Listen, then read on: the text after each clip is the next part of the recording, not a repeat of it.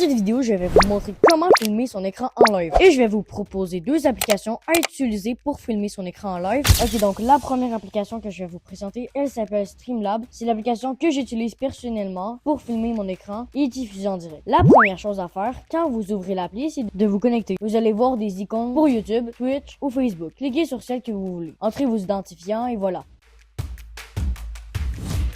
Bon là, on va vous demander plein d'affaires comme genre Streamlabs, soit accéder à la caméra, en vrai je vous conseille de mettre autorisé, soit accéder au micro, en vrai mettez autorisé, tout dépendant en vrai. Ok, donc déjà vous allez faire diffuser, après ça faire screenshot pour filmer son écran, après ça faire suivant, et après cocher l'affaire, c'est très important parce qu'après ça on pourra pas faire la prochaine étape, et après ça vous allez mettre votre titre, la description et une vignette, en fait une image pour la miniature du live, ça vous allez faire diffuser, après vous êtes en live. Bon, pour ceux qui se demandaient genre faire le live en vertical, en vrai c'est possible. Vous allez sur les trois lignes en haut, allez sur paramètres du streaming, sur paramètres vidéo, allez sur orientation du stream et mettez sur portrait. Ok, donc là on va passer pour l'autre application. En vrai ça nous offre plus d'opportunités, en vrai je vais tout vous expliquer de A à Z.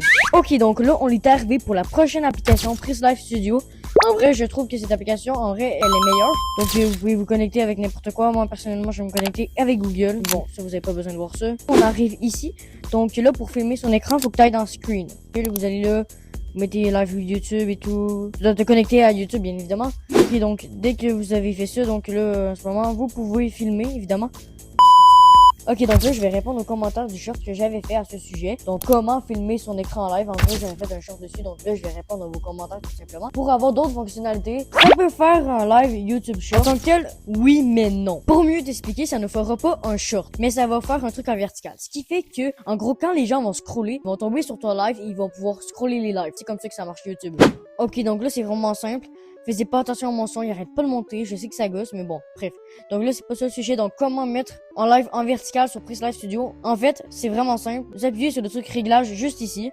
Vous voyez le broadcast aspect ratio. En vrai, j'ai pas l'accent. Mettez 9.16 et là, ça va faire un live en vertical. Donc, c'est tout. Et en vrai, je vous conseille vraiment de le mettre en vertical parce que le live risque d'être plus populaire et avoir plus de vues et tout. Et sans qu'on entende sa voix, s'il te plaît. C'est vraiment simple. En gros, dès que tu arrives sur l'application et que tu veux commencer ton live, ça te demande si tu veux mettre ta voix ou pas. Tu as juste à désactiver cette option. Ok, donc là, je me retrouve sur mon téléphone parce que sur ma tablette, en gros, je peux pas faire qu'est-ce que je peux faire sur mon téléphone. Pour le truc réglage.